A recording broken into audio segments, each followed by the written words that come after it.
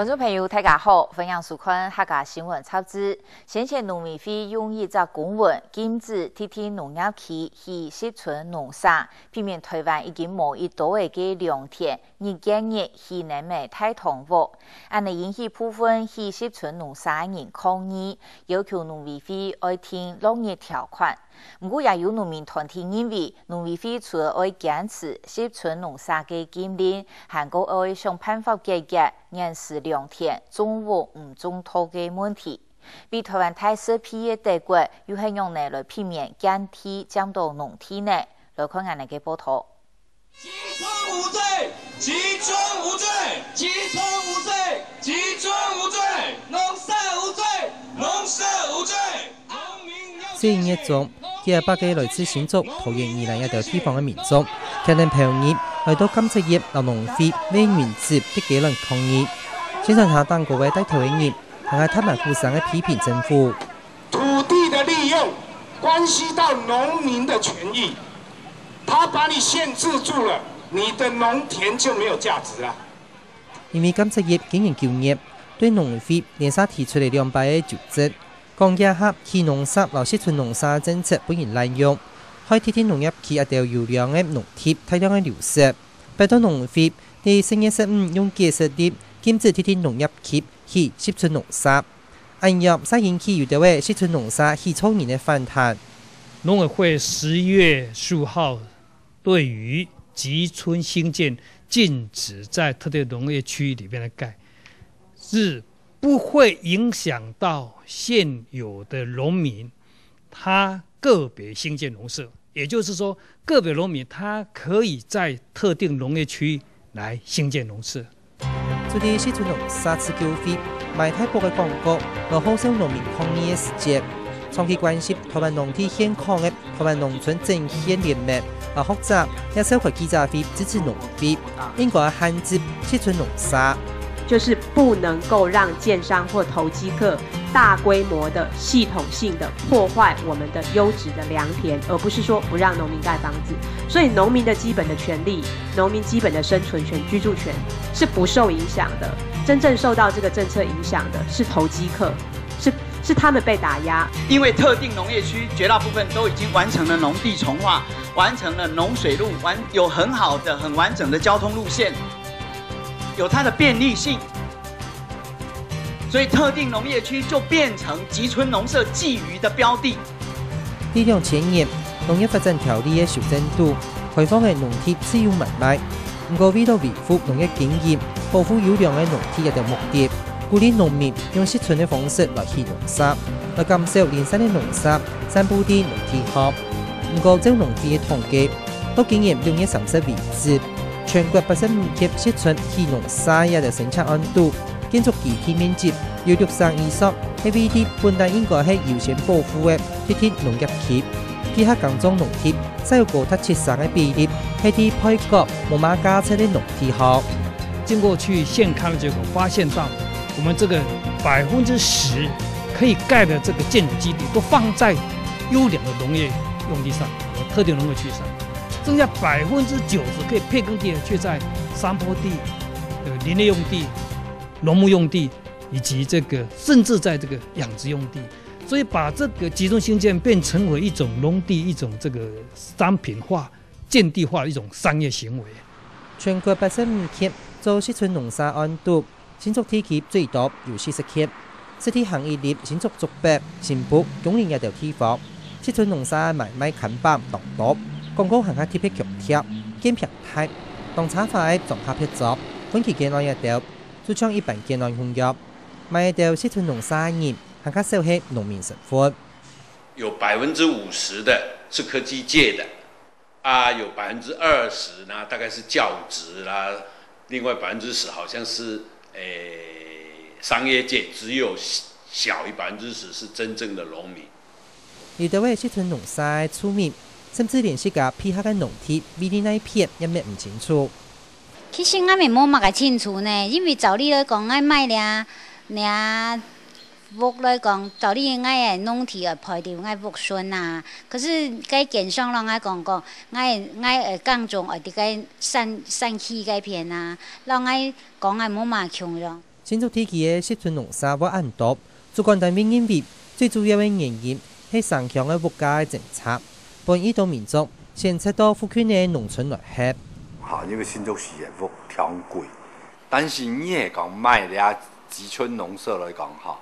伊嘅土地一平2-3萬，啊，最多講5-6萬好冇啦，也比起來差當然。所以你嘅成本是大，跟物是賣的話太遠。一個農舍蓋起來要600-700萬，600-700萬在新竹縣甚至其他縣市3房2廳車位全部買不到。啲新竹都會區附近嘅天農業區，因為出測勞工商業嘅需求，10個年來，天咧從一平幾千元，去到以下將近4萬元。故所限制咗適存農舍，天初會影響下一輩農地價值。像在我們新竹縣的話，譬如說農地是3萬塊錢。現在的話，1萬5都沒有人要買，瞬間就減半了，他完全不想配套，就是這樣有這樣混的政府。其實我們看到的是建商跟投機客，他假借了農民的名義，他們希望他們之前養地的成本能夠不要被政府這樣子以保護農業區之名，然後讓他們永不翻身之時。唔單將適存農舍針對嘅優良嘅農業。從北到南，一棟棟當產化農舍，也都將老一個係為孫嚟養嘅3個內部係，將南部嘅客家體制面咯。按當然來農地價值見起嘅2-3倍，佢嘅營業唔係難肉，也係生產嘅環境好唔好。自農地開放自由買賣過後，呢度無農民身份嘅業買農地，係用農舍做名義嘅產化嘅物嘅，呢度農地嘅價值做按入越來越高。現有冇可能講買강種啦，現主要都講一種都講紙山啦，最主要都講以買佢起嘅呢農舍，都一種變相嘅呢豪宅啦、別墅。當然，我哋也曉得向下體現嗰種農村生活，中心農作物，種嘢就係說畢竟社會事。其實我哋講一下，其實鄉村體系、農村體系嘅人口吼，實際上從民農來講。1970年代以後，人口就慢慢的下降。但係我能看到的，還在還是一直地農地上面去蓋，或者是有集村農舍這種事情。這個問題就變成講，政府單位冇考量到，其實人口還在下降。同樣就當產化嘅農舍來比，對一般農民來講，農舍應該係農業生產做唔得社會價嘅實施。我哋田地附近採出來。出地下做整理、做包裝，地下出去，唔是講一條，迄個限迄個地方，因為如果改建大概使用嘅住宅，唔係講起啊嘅呢，改老嘅咩。唔過，民農山合啲從發到當政策嘅田度出現呢，係棟棟富麗堂皇嘅建築。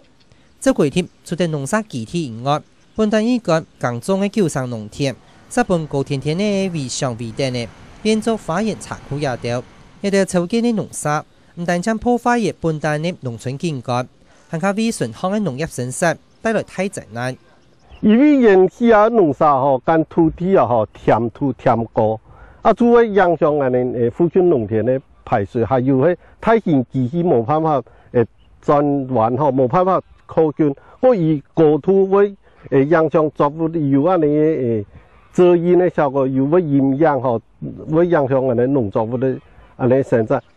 喺一般民農地區嘅農民，就算想要擴大經營嘅面積，因為土地價值本然超高以來嘅，真冇辦法。影響最大應該都農業吧。你真係耕田嘅人，我花1分錢3百拿買嚟耕田，種到農作物要費數，可能不成比例嘅啦。如果真係耕田人，我哋買農地嚟耕，已經變到冇可能嘅。因為一條產化物，但是同佔用嘅農地又冇透水層封貼，喺一般一條有量嘅農地，要恢復到耕種嘅可能，也差唔多係冇嘅。從呀，假使農地要用邊個，而家恢復拆係幾簡單啦，簡單拆係，而唔是花用幾多錢啦。唔記得就唔可能，而家唔講我恢復耕地，唔可能要花。幾百萬嘅計真，而幾百萬嘅一甲田，可能做10年，能出嚟到幾百萬啦。老台灣對農地管理嘅凊彩來比，因為嚴格有名嘅德國，早伫二战过后，1960年代，铸造联邦宪法法庭的判例，制定营建法典，严格的管制相关的建筑和土地使用。Diejenigen, die Englisch lesen können, sehen, dass Land heute als gemeinsame knappe Ressource betrachtet wird. Und das verpflichtet uns, sorgsam mit Grund und Boden umzugehen. 因为对土地的重视，德国的营建法典和本单密切喺当年的总头，按照内部体系亦系建成起，将用内部体系做得起屋嘅。总头以外的地方按照外部体系，主题乡镇市发布新的营建计划，希望外部体系系做唔得新起任何嘅建筑，同时规定外部体系嘅农舍系창조的改建，做唔得新建。Wenn ein Grundstück im Außenbereich liegt, also dort, wo landwirtschaftliche Wiesen sind, besteht kein Baurecht. Baurecht kann nur die Gemeinde schaffen, indem sie solche Außenbereichsgrundstücke mit einem Bebauungsplan versieht. 今天原来就在外部地区的这些农民，他的农舍，如果说他的小孩要继续在这边住，没有搬走，那跟爸爸妈妈不想住在同一栋原来的房子的时候呢，那这样的状况，它就有一些特别的规定，让你可以多盖一个居住用的。也就是说，外部地区不可能会有新建案。为了把内部地区的建筑空间做得有效的利用。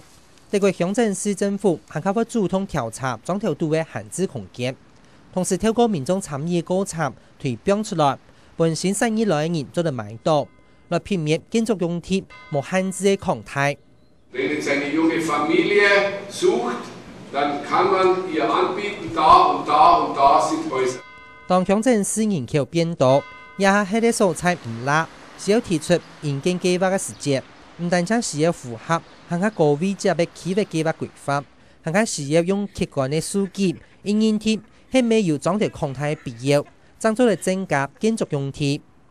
比如说，你原来居住的人口，你人口成长的可能性，当地学校、当地金融机构的密度，或者是你这些地方的中小零售业的交易程度，那这些客观的指标就可以去看出来说，你这个地方的发展到底有没有那个需求，实际的需求，它可以在膨胀、扩张。